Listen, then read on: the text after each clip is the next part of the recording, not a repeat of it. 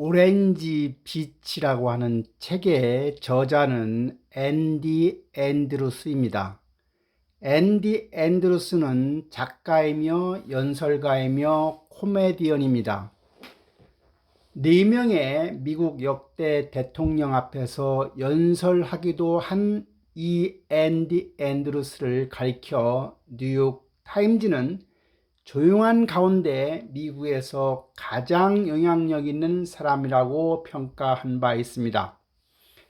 앤디 앤드루스의 주요 작품을 보면 폰더시의 위대한 하루, 폰더시의 실천하는 하루, 선택, 용서에 관한 짧은 필름 등이 있습니다. 폰더시의 위대한 하루라는 책은 2003년에 출간되어서 지금까지 국내는 물론 전 세계 20여 개국에 번역 출간되었고 베스트셀러에 올랐습니다. 앤디 앤드루스는 현재 엘라바마주의 오렌지 비치에 가족과 함께 살면서 집필 활동을 계속하고 있는 작가입니다. 오렌지 빛이라고 하는 책의 목차는 다음과 같습니다. 프롤로그는 폰더시가 태어난 곳 오렌지 비치에 대한 이야기. 첫 번째 만남은 시앤서즈 해변 카페 헨슨 부부의 이야기가 나옵니다. 금붕어처럼 카나리아처럼에 대한 이야기입니다. 두 번째의 만남은 걸프 공원 옆 와플 하우스 워커 이야기입니다. 8%의 무게, 우리가 하는 걱정의 진실에 관한 이야기입니다. 세 번째 만남은 180번 국도 옆 나루터 원로 이야기입니다. 76살 당신이 아직 지구에서 숨쉬는 이유에 관한 이야기입니다. 네 번째 만남 크래프트 골프 클럽 리치 이야기입니다. 운명의 반쪽을 찾는 가장 쉬운 방법에 관한 이야기입니다. 다섯 번째 만남 공사장 떡갈나무 아래 헨리 이야기입니다. 코끼리보다 모기의 사소함으로에 관련된 이야기입니다. 여섯 번째 만남 방파제 및 달갯집 제이슨 이야기입니다. 사람들이 내게서 바꾸고 싶어하는 것에 관한 이야기이고 에필로그에서는 오렌지 비치에 남은 여행 가방에 관한 이야기가 실려 있습니다. 오렌지 비치에 관한 대략적인 줄거리입니다. 지구를 한 바퀴 돌아 다다른 해변 마을이 바로 오렌지 비치입니다.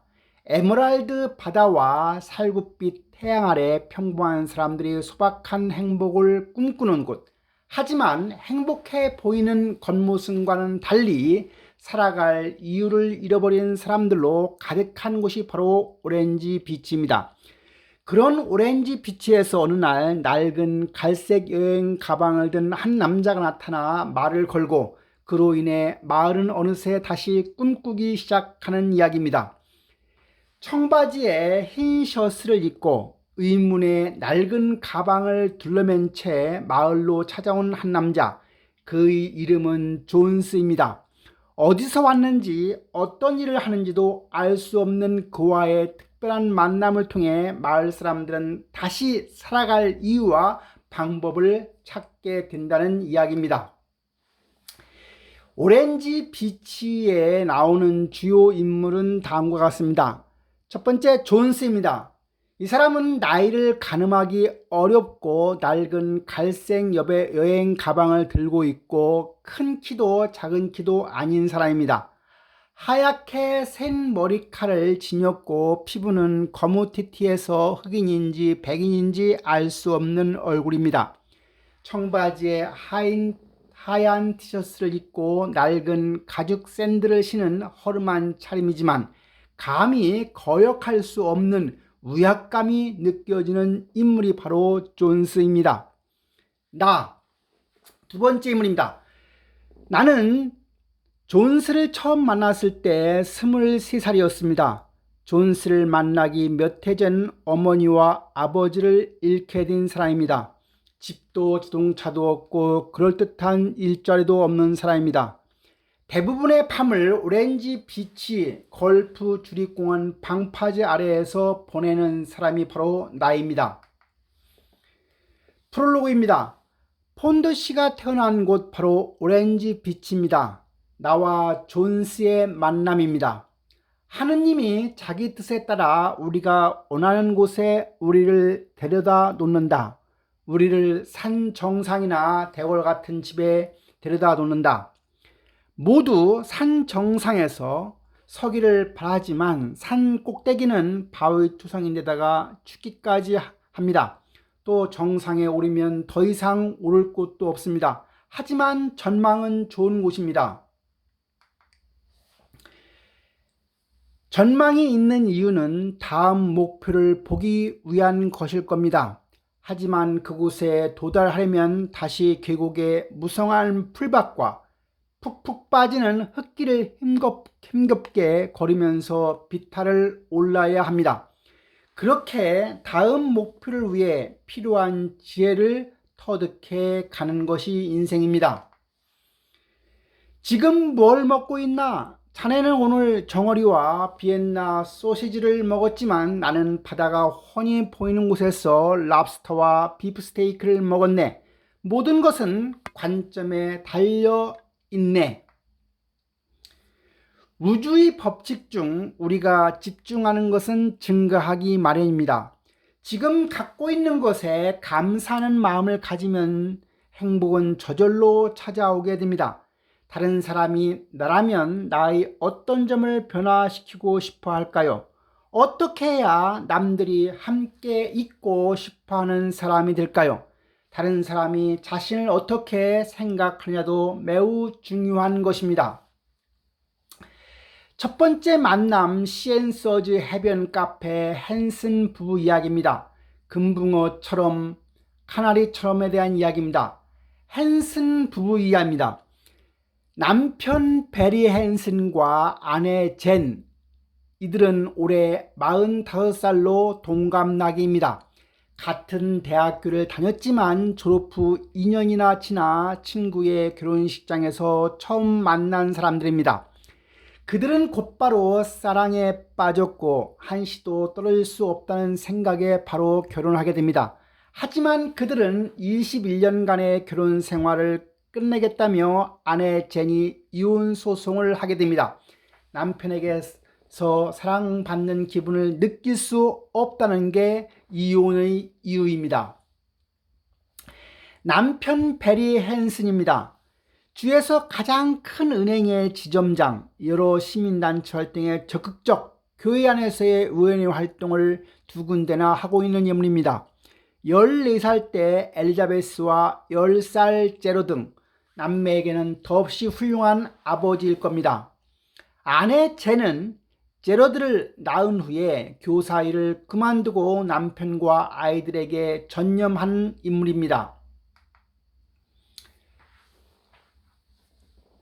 과거에 이들은 아파트에 와서 요리해 주기, 설거지 도와주기, 여기저기 수리해 주기, 잔디 깎아 주기 등을 했습니다. 하지만 현재는 변화되어서 말로만 표현한다, 사랑해, 당신 정말 예뻐 등등으로 삽니다. 과거에는 뭘 하든 잘한다, 멋있어 보인다고 해주기, 착한 사람이라 해주기, 사랑한다기 표현을 하고 살았지만 현재는 변화되어서 자신이 사랑한다고 해도 알아주지 않고 의심의 눈초리를 던지는 것처럼 변화되었습니다. 대화의 실패일 뿐. 사랑한다고 서로 똑같이 말을 하지만 그걸 표현하고 이해하는 방법이 서로 다를 것일 뿐입니다. 남편 헨슨은 기회가 있을 때마다 사랑한다고 말해 주었지만 쟤는 그것을 이해하지 못했습니다. 이는 남편이 사랑하는 방법을 몰랐기 때문일 겁니다. 남편은 칭찬으로 사랑을 느끼고 표현하지만 아내 젠이 사랑을 느끼고 표현하는 방법은 말이 아니라 배려와 행동이었던 것입니다.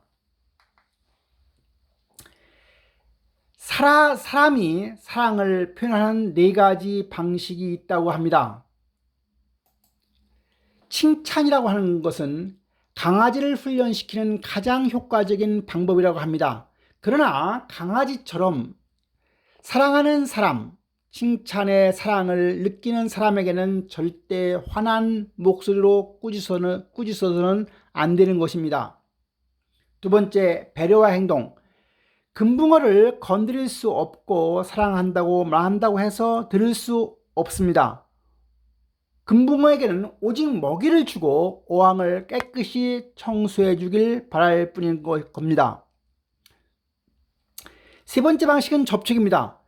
단순히 등을 두드려주는 행위부터 성관계까지 포옹이나 입맞춤, 고양이는 먹이를 줄 필요는 없습니다.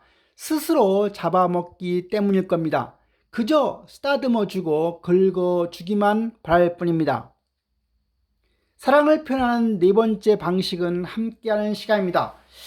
같이 있어주기만 해요 라고 노래하거나 옆에 앉아 노래소리를 들려주면 가장 행복해할 겁니다. 그래서 카나리아는 애면당하면 금세 죽어버리는 새입니다.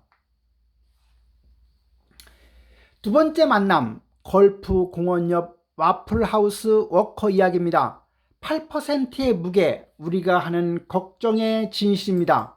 워커 마일스 삼형제 중 막내로 자란 어린 시절과 알코올 중독자 아버지 때문에 받은 고통, 실패한 결혼 생활과 지금까지 전전한 직업을 가졌습니다.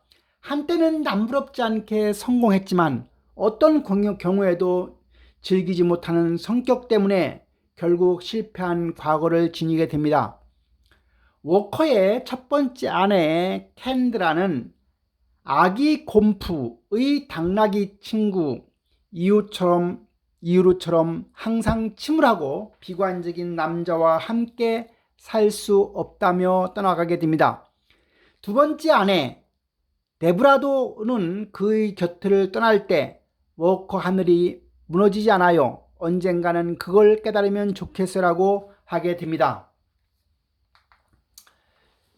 너무 똑똑해서 걱정이 많다고요? 근거 없는 두려움입니다. 두려움을 떨쳐내는 가장 쉬운 방법은 논리적으로 다시 생각하는 것입니다. 올바른 논리로 그 상황을 물리치려면 잠재적으로 가능성을 계산하는 습관부터 버려야 하는 것입니다. 즉 확률을 계산하라입니다. 걱정의 100% 중 40%는 앞으로 일어날 가능성이 전혀 없는 것이고 30%는 대부분 과거사, 걱정한다고 이미 일어난 일을 바꿀 수 없는 것일 거고 12%는 건강과 관계되는 걱정이고 10%는 남의 생각에 대한 쓸데없는 걱정이고 8%만이 합리적인 걱정이라고 합니다. 세 번째 만남, 180번 국도 옆 나루터 원로 이야기입니다. 76살 당신이 아직 지구에서 숨쉬는 이유는 희망의 증거란 우리의 삶에서 가장 중요한 부분을 아직 살지 않았다는 것입니다. 우리가 호흡하는 한 우리는 살아있는 것, 물리적으로 지구에 있다는 것 뜻이고 이 땅에서 해야 할 일을 끝내지 못했다는 뜻이고 우리의 목표가 아직 이루어지지 않았다는 뜻이고 이것은 우리 삶에서 가장 중요한 부분을 아직 살지 않았다는 뜻이고 이것이 아마도 희망의 증거일 겁니다. 삶에서 가장 중요한 부분을 아직 살지 않았다면 최악의 시기를 맞았더라도 앞으로 더 크게 웃을 수 있다고 확신할 수 있는 것입니다. 사람들은 대부분 자신이 어떤 변화를 이루었는지도 모르고 자신의 행동이 기껏 미미한 영향밖에 미치지 못할 거라고 생각하지만 어떤 행동이든 엄청난 파급 효과를 냅니다. 나이와 건강, 경제 상황과 피부색, 성, 감정이나 종교 따위가 중요한 게 아니라 자신이 한 행동과 결정 하나하나가 우리 모두에게 중요할 뿐입니다. 네 번째 만남, 크래프트 골프 클럽 리치 이야기입니다. 운명의 반쪽을 찾는 가장 쉬운 방법에 관한 이야기입니다. 이혼하지 않고 행복하게 살려면 어떻게 해야 할까요? 연애하는 동안에 알아야 할 지혜가 있는 것 같습니다. 지혜는 현재 선택이 미래에 미칠 영향을 보는 능력이고, 또 하나 지혜의 가장 큰 장점은 분별력입니다. 옳고 그른 것, 선한 것과 악한 것을 구분하는 능력입니다. 받아들일 수 있는 것과 용인할 수 없는 것, 보람되게 보낸 시간과 쓸데없이 허비한 시간, 올바른 결정과 잘못된 결정을 구분하는 능력입니다. 사물을 제대로 보는 관점이 필요합니다. 5번째 만남, 공사장 떡갈나무 아래 헨리 이야기입니다. 코끼리보다 모기의 사수함으로. 헨리 워렌은 32살 첫 아이를 임신한 아내의 얼굴을 볼 틈도 없이 바쁩니다. 힘들게 마련하긴 했지만 교회에 집도 있고 해변에 방 2개짜리 콘도도 있습니다. 하지만 아직 헨리는 경제적으로 원하는 만큼 벌어들이지 못하고 있고 그에게는 원대한 꿈이 있기 때문입니다. 헨리의 사업은 아슬아슬한 이줄타기를 하고 있습니다. 밀 입국한 불법 체류자만을 고용만 제외하면 드러나는 불법 행위는 없었지만 돈과 시간을 절약하려고 일상적으로 저지른 일로는 대학원 논문도 쓸 수 있을 정도입니다. 하지만 헨리는 큰 그림을 그리는 사업가라면 그 정도 불법은 무시해야 한다고 생각하는 사람입니다. 여기서 큰 그림이라고 하는 것은 최대한 많은 고객과 계약서에 서명하는 것입니다. 사소한 것은 우리 삶에서 큰 그림을 이루는 바탕이 될지도 모릅니다. 큰 그림이 결국에는 사소한 것으로 이루어지는 것이기 때문입니다.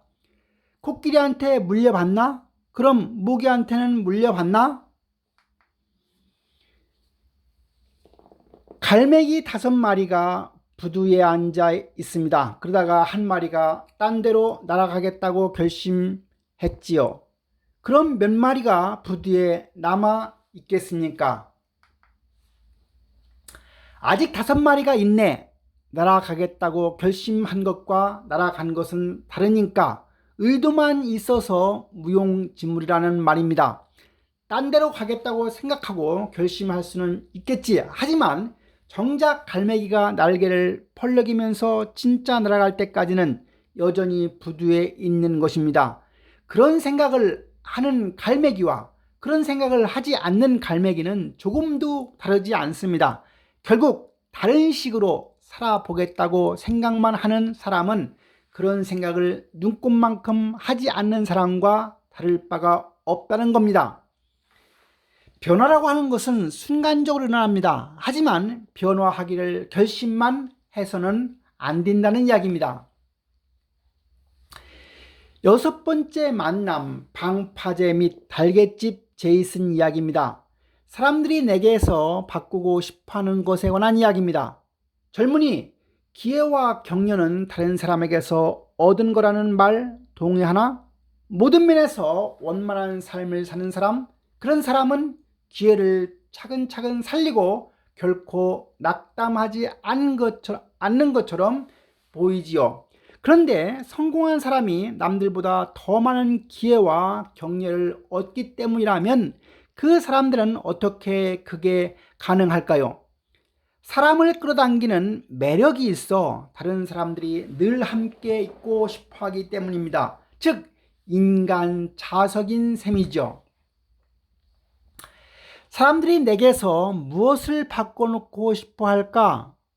아마도 자기 반성을 위한 기회라고 해야 되겠죠. 에필로그입니다. 오렌지 빛에 남은 여행 가방에 관한 이야기입니다. 아직 포크를 놓지 마라. 끝내주는 게 아직 남아 있으니. 59센트짜리 작은 씨앗 봉지에 관한 이야기입니다. 이 땅에서 보내는 시간은 현명하게 사용해야 할 선물인 것입니다. 말이나 생각을 허투루 쓰지 말고 지극히 작은 행동도 한없이 중요하다는 점을 잊으면 안 됩니다. 힘든 시기가 닥치면 관점이라는 씨앗이 황금보다 훨씬 소중하다는 걸 깨닫게 될 것입니다. 위기 순간에 우리가 해답을 찾지 못하는 이유는 그 순간에는 특별한 해답이 없기 때문입니다. 절망의 시기에 무엇보다 필요한 것은 균형 잡힌 관점인 것입니다. 마무리입니다. 관점입니다. 관점이라고 하는 것은 어떤 사물이나 현상을 관찰할 때 그 사람이 보고 생각하는 태도나 방향을 관점이라고 합니다. 우리가 일상에서 보는 모든 것들이 그것을 어떻게 보는가에 따라 다른 의미로 해석될 수 있다는 이야기입니다. 인생도 마찬가지, 살면서 마주치는 문제들에 대해 어떤 관점을 갖고 대처하는가에 따라 그 결과는 다르게 나타날 수밖에 없는 것입니다. 관점의 변화입니다. 똑같은 현상이라도 관점에 따라 달라 보이며 아무리 힘든 상황에서도 관점만 조금 바꾸면 희망의 빛을 찾아낼 수 있다는 메시지를 존스와 마을 사람들의 대화를 통해 일관되게 전하고자 하는 오렌지 빛에 관한 이야기입니다. 왜 관점의 변화가 중요할까요? 관점을 바꿀 때 변화가 가능하기 때문입니다. 변화는 의도가 아니라 행동, 머릿속으로 아무리 변하겠다고 생각해도 행동으로 나타나지 않으면 변하는 것이 아닌 겁니다. 변화된 행동이 있을 때 우리는 기운을 차리고 제대로 숨쉬며 새로운 삶을 살 수 있기 때문에 관점의 변화가 매우 중요하다는 사실입니다. 뽀리는 맨 앞에 서고 싶었습니다. 하지만 뽀리의 키는 반에서 항상 가장 큽니다. 그래서 항상 맨 뒷줄에 서야 합니다. 하지만 뽀리는 생각을 바꾸어서 방향을 전환합니다. 작은 것부터 생각을 바꾸면 세상이 더 즐거워집니다. 뽀리는 뒤를 돌아보았습니다. 그래서 뽀리는 맨 앞에 뒤였습니다. 생각은 바꾸기 나름입니다. 생각을 뒤집으면 세상이 바뀌는 것입니다. 오렌지 비치는 우리가 직면할 수 있는 여러 상황에서 어떻게 나를 봐야 하는지 다시금 상기시켜주는 책이라 할 수 있습니다. 자신의 상황이 힘들고 어렵다면 주변을 원망하고 탓하기보다는 자신을 먼저 다시금 돌아보고 뒤집어 보는 것은 어떨지요? 그리고 자신을 돌아보고 뒤집어 보는 시간을 가졌다고 하면 자신이 변하고자 하는 생각이나 다짐 등을 행동으로 옮겨 실천하는 것은 어떨지요? 내 처한 상황이 아무리 열악하고 힘든 상황이라 할지라도 조금만 관점을 바꾸어 생각해보면 최악의 상황을 최상의 상황으로 여기며 살아갈 수 있을 것이며 희망의 빛을 발견할 수 있을 것입니다. 즉 작은 것부터 생각을 바꾸면 세상이 더 즐거워집니다. 혹시 나는 지금도 잘못된 생각 하나 때문에 젊음을, 시간을, 감정을, 관계를 낭비하고 망치며 살아가고 있지는 않은가 뒤돌아볼 필요가 있는 것입니다.